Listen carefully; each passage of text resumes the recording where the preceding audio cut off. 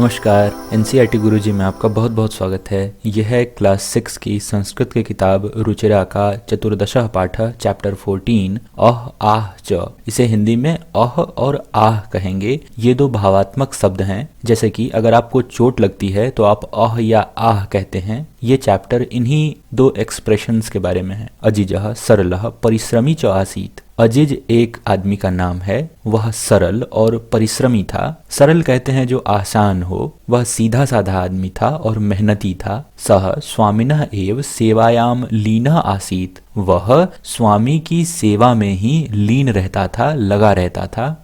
एकदा सह गृहं गंतुम अवकाशम वांछति। एक बार वह घर जाने के लिए छुट्टी चाहता था। वांछति मतलब चाहता था। स्वामी चतुरः आसीत्, लेकिन उसका जो मालिक था वो चतुर था, चालाक था। सह चिंतयति अजिजः एव न कोऽपि अन्यः कार्यकुशलः। उसके मालिक ने सोचा कि अजिज के जैसा, इव मतलब के जैसा, कोई दूसरा को प्लस अपि, दूसरा कोई भी कार्य कुशल नहीं मिलेगा, नहीं है। अजिज के जैसा काम करने वाला कोई दूसरा नहीं मिलेगा। एष अवकाशस्य अपि वेतनम ग्रहीष्यति। मालिक ने यह भी सोचा कि अजिज को अगर मैं छुट्टी दे दूंगा तो अजिज अपनी छुट्टी का वेतन भी लेगा। जितने दिन वह छुट्टी पर रहेगा मालिक को उन दिनों का वेतन भी अजिज को देना पड़ेगा। एवं चिंतयित्वा स्वामी कथयति अहम तुभ्यम अवकाशस्य वेतनस्य च सर्वं धनम दास्यामि। यह सोचकर मालिक ने कहा कि मैं तुमको छुट्टी भी दूंगा और छुट्टी के दिनों का वेतन भी दूंगा, और जितना धन जमा हो रखा है वो सारा धन तुमको दे दूंगा।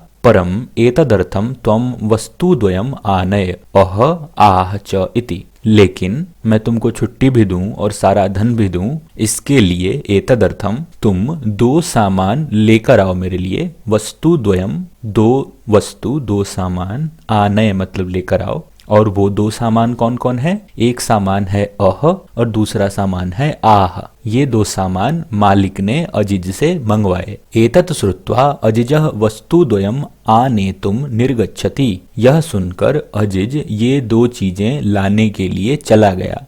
सह इतस्ततः परिभ्रमति। वह इधर उधर घूमा। जनान पृच्छति, लोगों से पूछा। आकाशम पश्यति, आकाश को देखा। धराम प्रार्थयति, जमीन की प्रार्थना की, भूमि की प्रार्थना की। परम सफलताम नैव प्रापनोति, पर सफलता प्राप्ति उसको कभी नहीं हुई। ये दो चीजें वह कहीं भी नहीं ढूंढ सका। चिंतयति परिश्रमस्य धनम सह नैव प्राप्स्यति। उसने सोचा कि परिश्रम का धन, जो काम उसने मालिक के लिए किया है, उसके बदले में उसका वेतन उसे कभी नहीं मिलेगा, क्योंकि ये दो सामान उसे नहीं मिल रहे थे। कुत्रचित एका वृद्धा मिलति, कहीं उसको एक वृद्ध महिला मिली। सह ताम सर्वाम व्यथाम श्रावयति। अजिज ने उस वृद्ध महिला को अपनी पूरी व्यथा, अपनी पूरी कहानी सुनाई। सा विचारयति स्वामी अजिजाय धनम दातुम न इच्छति। उस वृद्ध महिला ने सोचा, विचार किया कि अजिज के स्वामी को अजिज को धन देने की इच्छा नहीं है। सा तम कथयति अहम तुभ्यम वस्तुद्वयम् ददामि। उस वृद्ध महिला ने अजिज से कहा कि मैं तुम्हें दो वस्तु जो तुम्हारे मालिक ने मांगी है वो देती हूँ।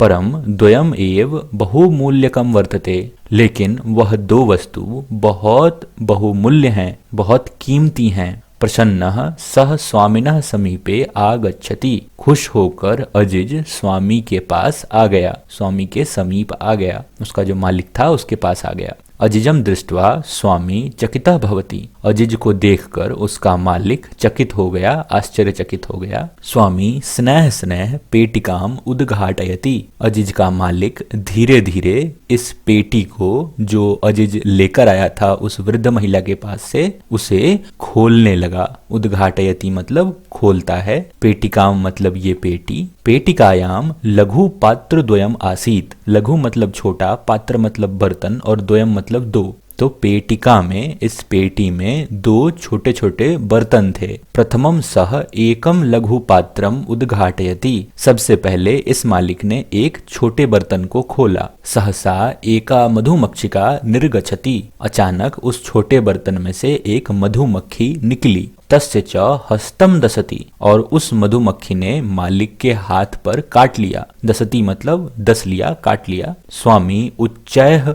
वदति अह, जब मक्खी ने स्वामी के हाथ पर काटा तो स्वामी जोर से बोला अह। द्वितीयम लघु पात्रम उद्घाटयति, अब जो मालिक है वो दूसरा छोटा बर्तन खोलता है। एका अन्या मक्षिका निर्गछति, दूसरे बर्तन में से भी एक दूसरी मक्खी निकली। सह ललाटे दसती, और वह दूसरी मक्खी मालिक के सर पे काटती है, ललाट पे काटती है, माथे पर काटती है। पीड़ितः सह अति उच्चैः चित् करोति आह इति, सर पे जब मक्खी ने काटा तो मालिक और जोर से चिल्लाया, चित्कार किया, आह। अजिजः सफलः आसीत्, अजिज अब सफल हो गया था। स्वामी तस्मै अवकाशस्य वेतनस्य च पूर्णम धनम ददाति, अजिज ने अह और आह दोनों चीजें ला दी थी। इसके बाद उसके मालिक ने उसको छुट्टी भी दी, वेतन भी दिया और पूरा जो धन था वो दिया अजिज को। मुझे उम्मीद है आपको ये कहानी अच्छी लगी होगी। अगर आपका कोई भी डाउट है तो कमेंट सेक्शन में जरूर लिखिए। आइए हम प्रश्न अभ्यास को देखते हैं। पहला प्रश्न है, अधोलिखितानाम पदानाम समुचितान अर्थान मेलयत,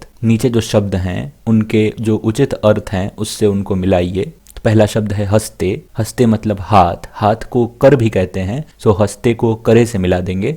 सद्यः, सद्यः का समानार्थक है शीघ्रम, सहसा का समानार्थक है अकस्मात, दोनों का मतलब होता है अचानक से। धनम, धनम को द्रविणम भी कहते हैं, धन को द्रव्य भी कहते हैं। आकाशम, आकाश को गगन भी कहते हैं, तो आकाशम को गगनम से मिलाएंगे। और धराम, पृथ्वीम, पृथ्वी को धरा भी कहते हैं। प्रश्न 2 को देखते हैं। मंजुषात उचितम विलोम पदम चित्वा लिखत, इस बॉक्स में से इन शब्दों के जो उचित विलोम पद हैं, उल्टे पद हैं, वो चुनकर लिखने हैं। तो चतुर का उल्टा मूर्ख होता है, तो चतुरः का मूर्खः। आ नेतुम, ले आओ, और नेतुम मतलब ले जाओ, आ नेतुम का उल्टा नेतुम। निर्गच्छति, निर्गच्छति मतलब जाता है, और प्रविशति मतलब प्रवेश करता है, मतलब बाहर जाता है और अंदर आता है।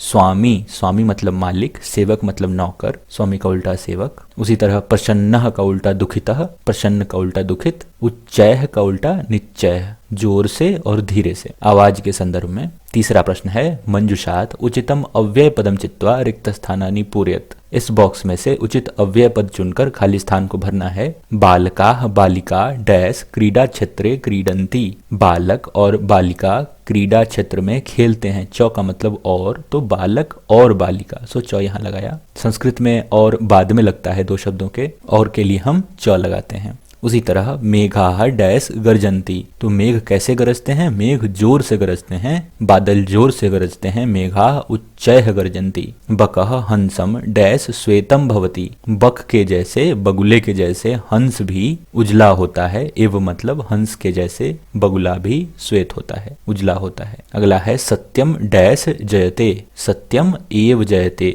सत्य ही जीतता है, सत्यमेव जयते हमने सुना भी है। अगला है अहम पठामि त्वम डैश पठ, मैं पढ़ रहा हूँ तुम भी पढ़ो, अपि मतलब भी। अगला प्रश्न है अधोलिखितानाम प्रश्नानाम उत्तरम लिखत, इन नीचे लिखे गए प्रश्नों के उत्तर लिखिए। पहला प्रश्न है अजिजः गृहम गंतुम किम वांछति, अजिज अपने घर जाने के लिए क्या चाहता था? तो अजिज अपने घर जाने के लिए छुट्टी चाहता था, तो इसे इस तरह लिखेंगे कि अजिजः गृहम गंतुम अवकाशम वांछति। अगला है स्वामी मूर्खा आसीत चतुरः वा, तो अजिज का जो मालिक था, स्वामी था, वो मूर्ख था कि चतुर था? तो अजिज का स्वामी चतुर था, चालाक था, तो इसे इस तरह लिखेंगे कि स्वामी चतुरः आसीत। अगला है अजिजः काम व्यथाम श्रावयति, अजिज ने अपना दुख, अपनी व्यथा किसे सुनाई? तो अजिज ने अपनी व्यथा एक वृद्ध महिला को सुनाई, तो इसे इस तरह लिखेंगे कि अजिजः वृद्धाम व्यथाम श्रावयति। अगला है अन्या मक्षिका कुत्र दसति,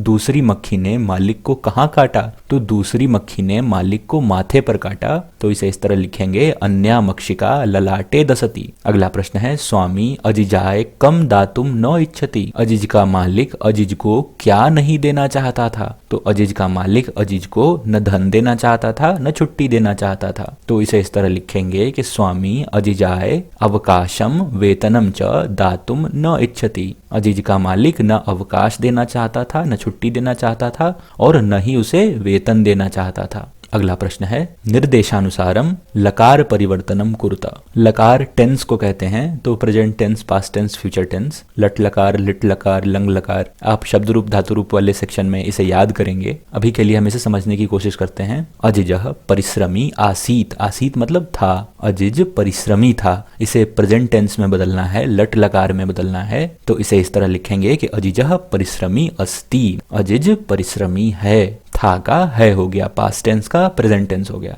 अगला है कि अहम शिक्षकाय धनम ददामी। ये प्रेजेंट टेंस है कि मैं शिक्षक को धन देता हूँ, पैसे देता हूँ। इसे हमें फ्यूचर टेंस में बदलना है, लिट लकार में बदलना है, तो इसे इस तरह लिखेंगे कि अहम शिक्षकाय धनम दास्यामि, दास्यामि मतलब दूंगा, मैं शिक्षक को धन दूंगा। अगला है परिश्रमी जना धनम प्राप्स्यति। जो परिश्रमी लोग हैं वो धन प्राप्त करेंगे, ये फ्यूचर टेंस है, इसे प्रेजेंट में बदलना है, लट लकार में बदलना है, तो इसे इस तरह कहेंगे कि परिश्रमी जना धनम प्रापनोति। जो परिश्रमी लोग हैं वो धन प्राप्त करते हैं। अगला है स्वामी उच्चय वदति, स्वामी जोर से बोलता है, इसे लंग लकार में बदलना है, मतलब पास्ट टेंस में बदलना है, ये प्रेजेंट में है, तो इसे इस तरह कहेंगे कि स्वामी उच्चय अवदत, स्वामी जोर से बोला, सिंपल प्रेजेंट। अगला है अजिजह पेटिकाम गृहणाति, अजिज पेटिका लेता है, अजिज पेटी लेता है, इसे फ्यूचर टेंस में इस तरह कहेंगे कि अजिजह पेटिकाम ग्रहिष्यति, अजिज पेटी लेगा। अगला है त्वम उच्चैः पठसि, ये लट लकार में है, प्रेजेंट टेंस में है, तुम जोर से पढ़ते हो, इसे लोट लकार में बदलना है, तो इसे इस तरह लिखेंगे त्वम उच्चैः पठ, तुम जोर से पढ़ो। आज्ञा है, इसमें आदेश दिया जा रहा है कि तुम जोर से पढ़ो। अगला प्रश्न है अधोलिखितानि वाक्यानि घटनाक्रमानुसारम लिखत। इन सभी वाक्य को घटना के हिसाब से लिखिए, मतलब कहानी में जिस तरह ये चीजें हुई हैं उस हिसाब से इन्हें सजाइए। तो सबसे पहले आएगा कि अजिज सरल और परिश्रमी था, इसे 1 नंबर पे लिखेंगे, ये सबसे पहले हुआ। उसके बाद एक बार वह घर जाने के लिए छुट्टी चाहता था, ये 2 नंबर पे। अजिज एक पेटी लेकर आता है, ये 3 नंबर पे। 4 नंबर पे मक्खी स्वामी को दसती है, काटती है। 5वें नंबर पे पीड़ित स्वामी जोर से चिल्लाता है, चित्कार करता है। 6 नंबर पे स्वामी अजिज को अवकाश और धन दे देता है, छुट्टी और धन दे देता है, ये 6 नंबर पे। तो इसी के साथ खत्म होता है आपका ये चैप्टर 14। मुझे उम्मीद है आपको ये समझ आया होगा। हमारी इस वीडियो को देखने के लिए आपका बहुत बहुत धन्यवाद। मिलता हूँ आपसे अगली वीडियो में, तब तक के लिए बाय बाय।